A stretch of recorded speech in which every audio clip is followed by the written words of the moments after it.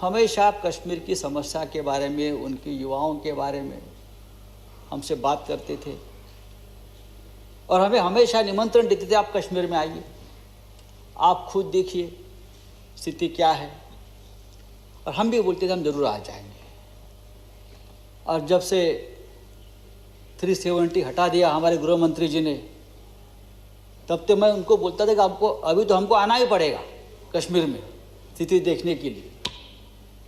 लेकिन अभी आज हम रिटायर हो रहे हैं। आप लोग, हमारे अपोजिशन लीडर गुलाम नबी आज़ाद, जैसे सतीश जी आपने कहा कि मुझे भी विश्वास नहीं हुआ आज कि आज़ाद साहब रिटायर हो रहे हैं, क्योंकि ऐसे व्यक्ति है आज़ाद साहब, वो तो कश्मीर के गुलाब है बिन कांटे के। उनकी सभ्यता, उनकी नम्रता वो हमेशा हमें मार्गदर्शक रही।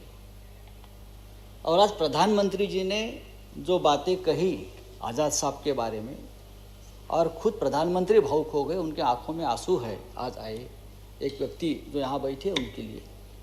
और कुछ समय तक हम भी भावुक हो गए उनकी बात सुनकर, क्योंकि एक ऐसे व्यक्ति जिनके साथ हम इतने सालों से काम करते रहे, उनका मार्गदर्शन लेते रहे, वो आज इस सदन से हमें छोड़कर जा रहे हैं।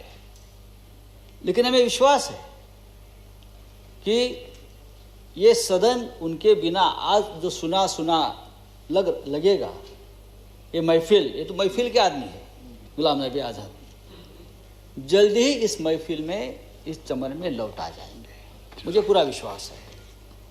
लेकिन आज़ाद साहब ने राजनीति का, इस देश के राजनीति का एक ऐसा दौर देखा है, बहुत बड़ा कालखंड देखा है, इंदिरा जी से लेकर मोदी जी तक।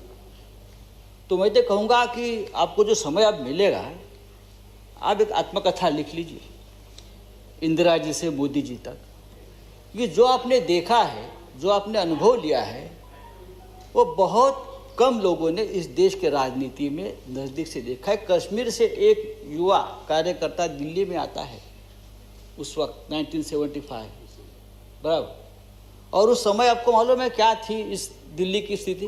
बड़े बड़े बादशाह, बड़े बड़े राजनीति के महाराजा महारानी यहाँ बैठी थी सिंहासन पर, और आप जैसे युवा उस वक्त यहाँ काम कर रहे थे, और आपने मेहनत से, संघर्ष से, गांव से आए थे, आप इस मकान पर आप पहुँच गए हैं।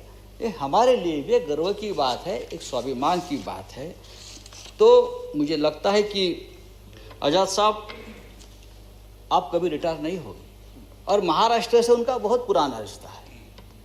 ये महाराष्ट्र से चुनकर, जैसे पवार साहब ने कहा कि वाशिम विदर्भ से, हाँ, बहुत ही ऐसा एक डिस्ट्रिक्ट है, पिछड़ा हुआ डिस्ट्रिक्ट है, वहाँ से आप चुनकर आते थे। आज भी अगर आप विदर्भ में जाएंगे तो आज़ाद साहब को चाहने वाले आज भी एक जनरेशन है उस वक्त की।